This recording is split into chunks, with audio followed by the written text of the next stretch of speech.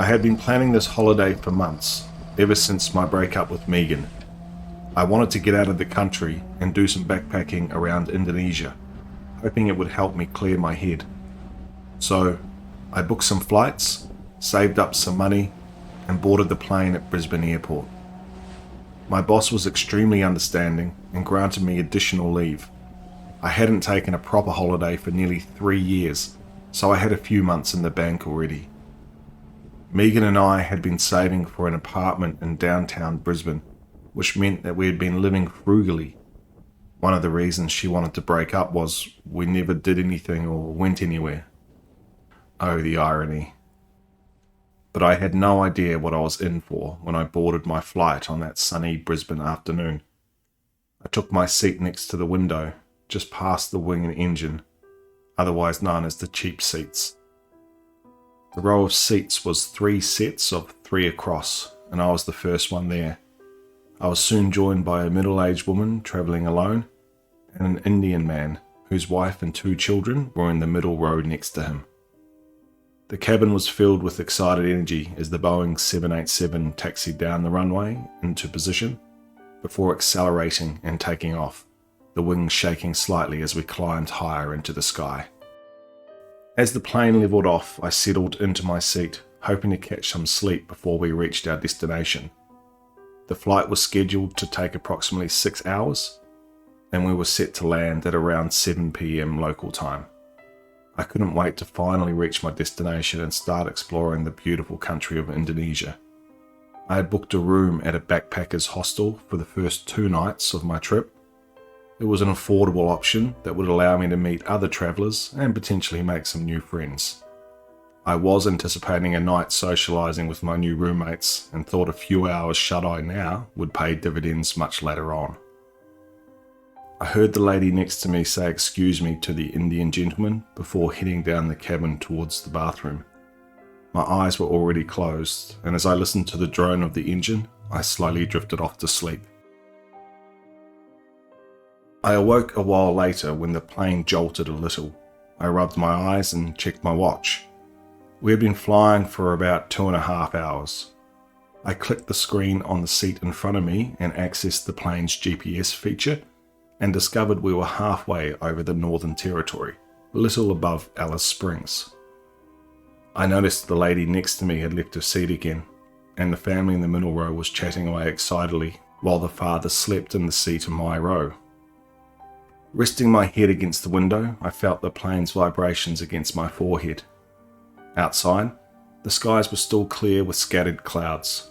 I was watching the wispy clouds as we flew past them when I noticed something. A glint? Something reflecting? Maybe it was another plane. I sat up and focused my attention. I couldn't see another plane, and the skies were clear enough to make it impossible for a plane to be hidden. So what was it? Then I saw it again, as it seemed to dart through the sky from behind one of the clouds. A nearly transparent object which caught the sun's rays and glinted just for a second as it moved. It was maybe 1 kilometre or so from the plane, though judging distance is not a strong point for me, and it was so hard to see that had I not been concentrating, I don't believe I would have spotted it at all. As I watched it, it vanished from sight, causing me to question if I'd seen anything at all. After a few minutes, I convinced myself that it was nothing, just the remnants of the short sleep I had awoken from. My attention was pulled away from the plane's window when I heard a commotion inside. There was some screaming and crying, and a lot of calming voices. I unbuckled myself and slid past the sleeping father to go and see what was going on. A woman was in hysterics, and as I listened to her rambling, I began to piece together what had her so upset. The child she was travelling with was missing. It sounds like they went to the bathroom half an hour ago and had not returned. She had gone looking, and when she didn't find them in the bathrooms, had figured they had gone exploring the plane. But after an exhaustive search, she had not been able to locate them. Suddenly, there was another scream from further up the aisle.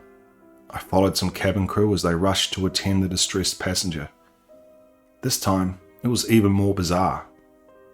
The woman, in her 20s, was talking to her partner, and when she turned back from switching on the overhead air vent, her partner had vanished without a trace. All that was left was a little grey ash-type substance on the seat he had been sitting in. That's when I thought about the lady sitting next to me. I looked back towards my seat and she was not there. Had she also gone missing? What was going on? Suddenly, there was a pff noise from right next to me, and just like that, the flight attendant next to me vanished. Screams filled the plane as one by one, more passengers started to disappear. I ran towards my seat and into another passenger, and we both crashed to the floor of the plane. And just as we hit the ground, poof, he disappeared and I fell right through the grey ash that remained. I jumped back to my feet and panic set in as I frantically wiped the residue off my arms, face and hair, trying to rid myself of any trace of the passenger dust. I looked around the plane and chaos had taken over. Passengers were screaming or crying, some were praying, and I watched as they just, poof, disappeared into thin air one by one until there was just a handful of us left. Suddenly, a voice came over the intercom, urging us to remain calm. But before the speaker could finish, his voice was cut off and the plane banked sharply downwards. I realized with the jolt that we had lost the captain and we were now in free fall. I grabbed the nearest seat and closed my eyes. We were going to crash. I steadied myself as the plane continued to bank. The remaining passengers screamed. The engines whined. I took a deep breath and I awoke on an island covered in sand and water. As I stumbled around trying to get my bearings, I discovered a group of other survivors. We banded together to find food, water, and shelter as we waited to be rescued. A few days passed and we were finally found. As I sit here on the boat recording this on a voice recorder I borrowed from the rescue team, I just can't believe how lucky I am. A lot still doesn't make sense to me. It probably never will. For example, they didn't find any wreckage from the plane. And weren't we supposed to be flying over the middle of Australia when all that happened? And why is the rescue boat flying Canadian flags? I guess I'll never know. Wait, what was that? Sorry, I thought I saw something moving in the sky behind us. Something, I don't know. Never mind. It's probably just the dehydration making me see things. This is the transcript from a tape recorder found on an abandoned rescue vessel off the coast of the Philippines. It was reported missing from the Canadians 2 days ago. No one has the answer for how it got here, nor where all the passengers and crew have gone. Right now, the governments are working to keep this quiet, so I'm risking my job and possibly my life to share this with you. Please, share this with anyone and everyone you can. We are not alone.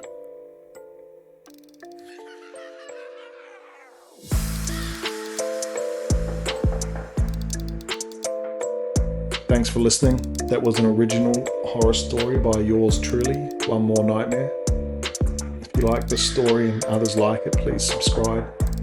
Head over to my Reddit page as well. The link will be in the description of this video. And stay tuned for One More Nightmare.